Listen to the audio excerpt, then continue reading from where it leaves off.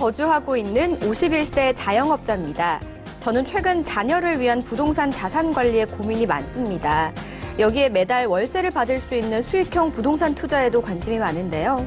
어떤 투자 포트폴리오를 가져가야 될지 전문가님의 조언 부탁드립니다. 라고 남겨주셨습니다. 자, 일단 사례 정리를 좀 해드리면서 바로 솔루션 제안 드리도록 하겠습니다. 자, 이분 같은 경우에는 이제 자영업이시기 때문에 아무래도 뭐 자금 규모라든가 이런 부분에서 좀 여유가 있을 것 같은데, 현재 자녀를 좀 생각을 하고 있는 바로 이 부동산 자산관리 쪽을 좀 고려를 하고 계신데, 그 중에서도 가능하면 수익형 부동산 이 포트폴리오를 좀 어떻게 운영하면 좋을지, 자, 예산 한 10억 원 정도 이상 좀 되시기 때문에 충분히 솔루션 여러 가지 방향으로 제안이 될 수 있는데요. 자, 그 중에 제일 큰 지금 변수가 하나가 있습니다. 그게 뭐냐? 보통 이제 자녀분들이 태어나서 또 성인이 되고 또 출가해서 뭐 최종적으로 먼저 하는 것이 바로 이 주택 마련이 아마 제일 급선무가 되는데, 자, 이게 저희 이제 통계청 자료를 놓고 보면요.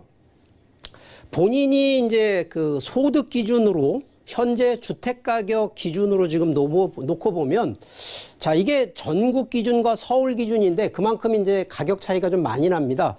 자, 예를 들어서 서울 기준에 자, 1년 소득이 5천만 원 되시는 분이, 자, 지금 서울에 웬만한 그냥 뭐 한 3인, 4인 정도의 아파트 한 채를 갖는다 그러면, 자, 평균 가격이 7억대가 좀 조금 넘거든요. 자, 그러면 내가 기본적으로 근로소득 1년에 5천만 원의 연봉을 가지고 7억 정도의 아파트 하나 마련하려면, 자, 이게 숫자상으로지긴 하지만 몇 년이냐? 14년입니다. 자, 그러면 솔직히 월급 가지고 내 집 마련하는 거 어렵기 때문에, 그래서 보통 자녀분들한테 태어나자마자 원래 뭐 증여도 하는 분도 계시지만 충분히 자라면서 부동산의 증여를 통해서 자산을 하는 바로 이런 부분인데, 자, 그러다 보니까 자녀한테 무조건 100% 주는 것이 아니라 자녀한테 최소한 자산관리 컨셉이 조금 더 사전 계획으로 들어간다 그러면 빠르면 빠를수록 좋다. 이 결론이 그거고요. 또 하나는 아무거나 자녀 주는 게 아니고요. 항상 미래 가치 있는 거를 선택을 해서 자산을 넘겨야 되고요.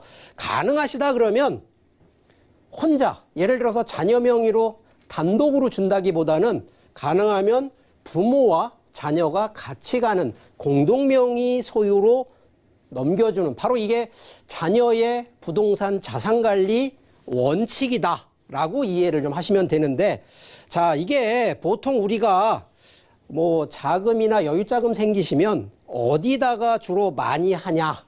이 과거 기준 대비 지금 바뀐 것이 이제 현재는 부동산 쪽으로 많이 하고 있다라는 이제 좀 통계치적인 부분인데, 자, 이 부분 중에 이제 수익형 부분을, 자, 이것도 전국에 계신 분한 대상으로 이제 설문조사한 그 대상 내용들인데, 자, 과거의 기준 대비했을 때 지금도 그렇습니다만 아파트나 단독주택으로 많이들 투자하시고 실제 선호합니다. 자, 그러면 아파트가 하나 아까 서울 평균 기준 뭐 7억 정도 되는데, 이 7억 정도의 아파트를 자녀한테 준다? 이게 쉽지 않거든요. 그러다 보니까 기본적으로 자녀한테 공유시키는 건 증여세도 줄이면서 또 긴, 어떻게 보면 중장기적으로 투자를 유도하다 보니까 시간적으로 놓고 보면 1, 2년이 아니라 최소 10년 정도는 주기를 두고 자산 증여가 돼야 된다는 생각이 드는 거고요. 거기에 가장 또 제일 중요한 부분이 바로 수익입니다. 수익.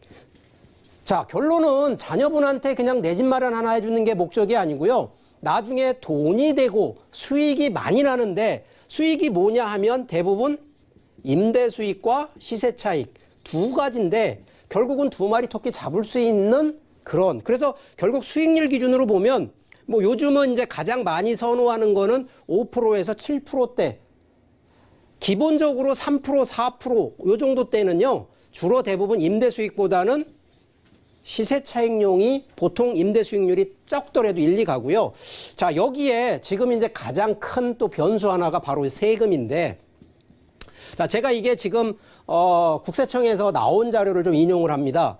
자, 2주택자일 때와 3주택자일 때, 자, 단독으로 갈 때와 예를 들어서 이제 지금은 부부간의 공동명의일 때에 바로 이 취득세의 가격 차이가 나옵니다. 이유는 세금을 내가 덜 내느냐 더 많이 내느냐의 차이인데, 자, 기본적으로 2주택과 3주택의 차이는 바로 중과세 때문에 그렇거든요. 그런데 중과세를 하더라도 벌써 양도소득과 또 취득세 이런 부분에서 결국은 공동 소유가 되면 최소 20% 정도는 절감이 된다라는 바로 이 통계치상의 데이터를 근거로 들 수가 있겠고요. 자, 우리가 기본적으로 이제 재테크 하면 첫 번째가 항상 그렇습니다만 지역입니다. 지역이요, 부동산의 특징이 지역성의 특징이 있습니다. 이 움직이지 않는 게 부동산이거든요. 우리가 동산 그러면 움직이는 우리가 재화라고 얘기를 하는데 부동산은 움직이지 않는 동산이다 보니까 이 지역적인 특성을 반드시 고려를 해야 됩니다. 결과적으로 지역에 따라서 수익의 가치가 다르기 때문에 자, 그렇다 그러면 수익도 좀 전에 제가 얘기했던 임대 수익과 시세 차익 두 가지로 놓고 보면 임대가 잘 되고 임대 수요가 많은 지역이 있고요. 반대로 시세 차익이 높은 오히려 시세 차익이 적은 바로 이런 지역이 또 편가르기가 되어 있습니다. 자, 그렇다 그러면 자, 이 부분은 분명히 방향을 정하셔야 됩니다. 나는 임대 수익이다? 그러면 당연히 임대 수익이 높은 지역으로 가셔야 되고요. 시세 차익을 좀 원하신다 그러면 시세 차익, 특히나 미래 가치가 있어서 자본 가치가 높아지는 쪽으로 가셔야 되는데 대부분 이 지역은 아시지만 인구, 정책, 제가 이거 항상 강조하고 반복하는 내용이 두 가지, 바로 이 두 개가 동시에 혼용하는 바로 그런 지역. 자, 현재 기준은 서울권, 역세권, 그리고 인구 집중 지역. 자, 이 세 가지만 보시면 지역 선택 바로 확인이 되겠고요. 자, 두 번째는 상품인데 최근에 여러 가지 다주택자 규제로 인해서 가장 많이 나오는 얘기가 똘똘한 한 채. 자, 여러 개 주택을 또 상업이고 토지고 여러 개 많이 갖고 있는 것보다 똘똘한 거 하나를 갖고 있는 게 훨씬 효율적이라고 얘기합니다. 바로 그러면 상품은 똘똘한 한 채인데, 자, 한 채라는 게 주택일 수도 있고요, 건물일 수도 있습니다. 자, 그러면 건물 안에서도 임대 수익과 시세 차익이 같이 공존하는 주택과 상업용이 있는 바로 이러한 건물 쪽으로 편중을 하시란 얘기 좀 드리고, 자, 마지막에 이제 우리가 이제 검토사항을 놓고 볼 때 검토사항은 결국 타이밍입니다.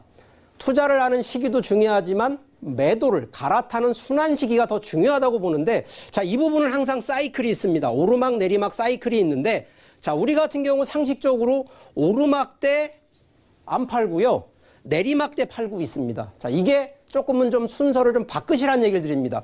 오히려 급등기 때 매도를 하시고요, 하락기 때 매수를 하는 이런 저점 매수 타이밍을 잘만 고르신다 그러면 충분히 되고요. 자, 현재 시간적으로 보면 요번 이제 그 정부의 규제 정책이 많을 때 지금은 급등기입니다. 자, 이럴 때 또 던지시는 분이 있어요. 아닙니다. 제가 분명히 말씀드리지만 급등기 때에는 무조건 던지시는 게 아니라 급등기가 언제까지 갈 건지 이 타이밍을 반드시 체크한 다음에 매도를 하시는 거기 때문에 검토하실 거는 바로 이러한 매도 타이밍을 선택하는 바로 선정 기준이 중요하기 때문에, 자, 그러다 보니까 지역 좋고요, 상품 잘 해놓고도 막판에 매도 잘못하셔서 매도 타이밍을 잘못 잡으셔서 수익은커녕 오히려 손해보시는 분들도 있다는 점을 꼭 좀 강조를 하니까 우리 시청하시는 우리 시청자분들도요, 이런 점들 몇 가지 사항에 대해서 조금만 이해를 하시고 조금 결정을만 잘 하신다 그러면 충분히 슬기로운 성공적인 투자 하실 수 있다 설명드리겠습니다.